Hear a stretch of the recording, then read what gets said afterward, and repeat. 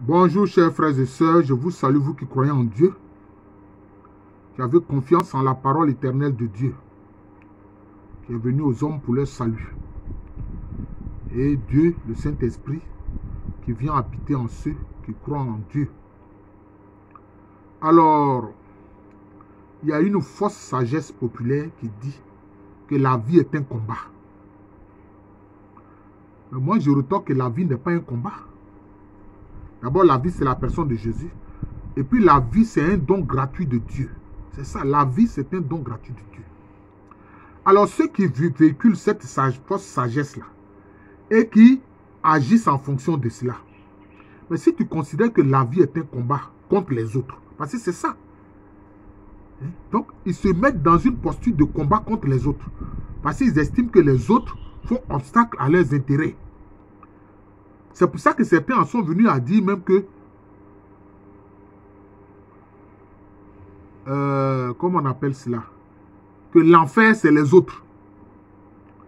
Que l'enfer, c'est les autres.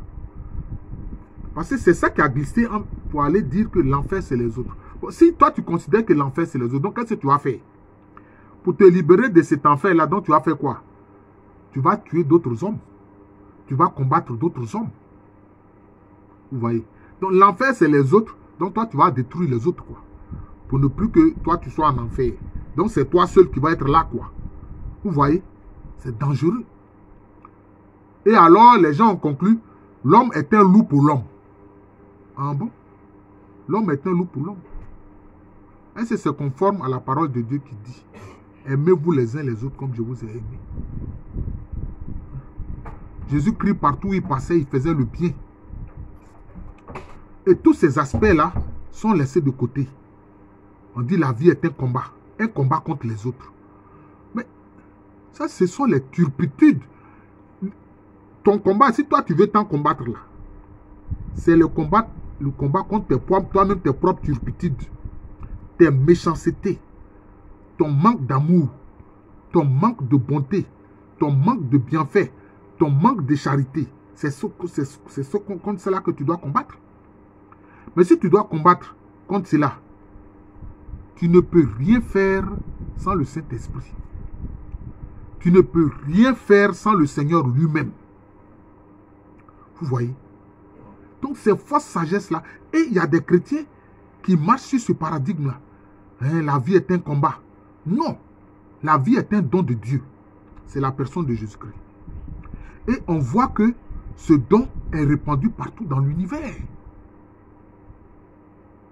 Le don est répandu partout dans l'univers.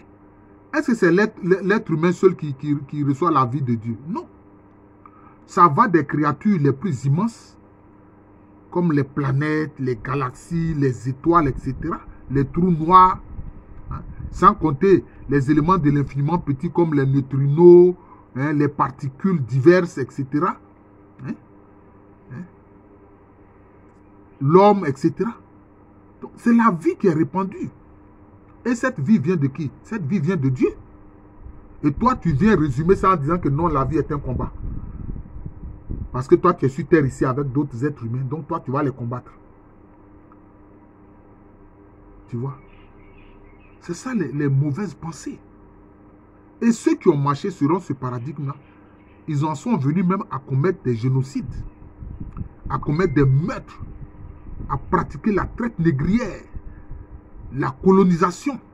Parce que pour eux, l'enfer, c'est les autres. Mais en fait, c'était des accapareurs, des violeurs, des voleurs, des pillards, des criminels qui quelquefois se sont prétendus chrétiens alors qu'ils ne l'étaient pas. Ils étaient simplement des enfants du démon.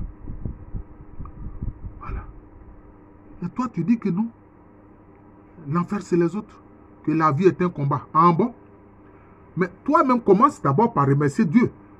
Parce qu'il a fait de toi un être humain. Il a fait de toi un être humain. À son image. Mais en tout cas, pas encore à sa ressemblance. Toi qui dis que tu vas combattre les autres là. Tu n'es pas à sa ressemblance. Hein? Même d'autres créatures qui ne sont pas à l'image de Dieu, comme toi, l'être humain là.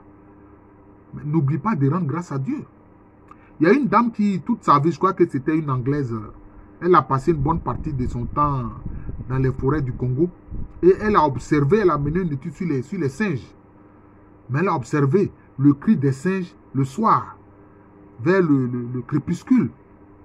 Elle avait constaté que c'était une façon pour eux de rendre grâce à Dieu, oui, de remercier le Créateur pour la journée. Vous voyez? Et toi, tu es un être humain à l'image de Dieu. Et toi, ce que toi tu cherches à faire, c'est combattre d'autres chaque jour. Chaque jour, c'est de combattre d'autres personnes. Pour les nuire. Parce que tu dis la vie est un combat. Non, la vie n'est pas un combat. La vie, c'est un don de Dieu. Voilà. Si tu veux te hisser au sommet, ce n'est pas en combattant les autres, non. C'est de demander des vertus au Seigneur. L'amour, la charité, la bonté, la bienfaisance. Et si tu veux être grand, le Seigneur a montré le chemin. Il dit, tu te fais petit, donc humble, et tu te mets au service des autres. C'est ce que dit la parole de Dieu. La parole de Dieu n'a jamais dit que la vie est un combat. Ceux qui disent ça là, cette pensée vient du diable pour opposer les êtres humains. Parce que si chaque être humain se dit que la vie est un combat, la vie va devenir impossible parce que là, les hommes vont passer le temps à se combattre. Voilà. Comme des pays qui veulent dominer d'autres, imposer leurs quatre volontés à d'autres, etc. J'ai appris qu'en France, ils ont nommé un ambassadeur pour les LGBT. Alors cet ambassadeur-là, il va fréquenter les pays et puis faire la promotion du LGBT. Oh, bon. Nous disons c'est une abomination. C'est ce que dit la parole de Dieu. C'est une abomination. Voilà. Cet ambassadeur, c'est un ambassadeur du diable. Voilà. C'est un ambassadeur du diable. Et ceux qui disent que la vie est un combat, ce sont des sujets du diable. La vie n'est pas un combat. La vie, c'est un don de Dieu. Voilà. La vie, c'est un don de Dieu. Voilà. Si tu veux être grand, ce n'est pas en combattant les autres, mais c'est ce que Jésus a dit. Fais-toi petit, humble et mets-toi au service des autres. Et lui-même, il a dit. Vous avez dit que je suis le Messie, le Fils du Dieu vivant. Et pourtant, je suis au milieu de vous comme celui qui sert pour vous servir. Le Fils de l'homme n'est pas venu pour se servir, mais pour servir les hommes et donner sa vie en rançon pour les hommes, afin que les hommes aient la vie et l'aient en plénitude. C'est ça. C'est la parole de Dieu. C'est ça qu'il faut suivre. Et non pas dire que non, la vie est un combat. Alors, quand c'est comme ça, là, des gens se retrouvent dans des entreprises ou dans les lieux de travail. Ils passent leur temps à chercher à nuire aux autres. Parce qu'ils veulent se hisser au sommet. Et ils pensent que c'est en combattant les autres. Comme quelquefois on dit, certains disent, comme je suis avec Jésus, je suis toujours en haut. Je ne serai jamais en bas. En bas? Qui vous a dit que le bas est mauvais? Qu'est-ce que Dieu a dit aux Israélites? Je crois qu'il avait dit ça à un roi, je ne sais pas si c'est le roi Josias. Il dit, si vous voulez me parler là, soit vous montez sur le sommet de la montagne, ou bien vous descendez au bas dans la vallée. Le bas de la vallée, c'est l'humilité. En haut, sur la montagne, c'est la sagesse. Parce qu'il faut connaître les symbolismes. Quand Dieu dit qu'il faut monter sur la montagne là, pour me parler là, ça, il réclame la sagesse de ta part. Quand il dit de descendre au plus bas dans la vallée là, ça, il réclame ton humilité. Voilà. Donc toi, tu ne seras jamais en bas, tu seras juste en haut. C'est ce que Dieu a dit. Qui t'a dit ça? Celui qui se fait humble, c'est qu'il est en bas. Il se fait bas. Mais c'est lui qui sera élevé. Et cette élévation ne viendra pas de lui parce qu'il est en train de combattre les autres. Cette élévation viendra de Dieu lui-même. Voilà. Et c'est ce que la Vierge a dit. Dieu s'est penché sur son humble servante. C'est pour cela que toutes les générations me diront bienheureuse. Elle est humble. Elle était en bas. Maintenant, Dieu a fait d'elle une personne que toutes les générations vont proclamer heureuse. Là, maintenant, elle est en haut maintenant. Voilà. Il faut comprendre ça. La vie n'est pas un combat. La vie, d'abord, c'est la personne de Jésus-Christ. C'est lui qui est le chemin, la vérité et la vie. Voilà.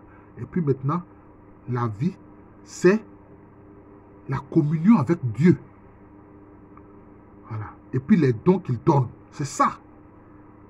Quand Jésus dit que je viens de vous donner la vie et je veux que vous l'ayez en plénitude, là, c'est ça.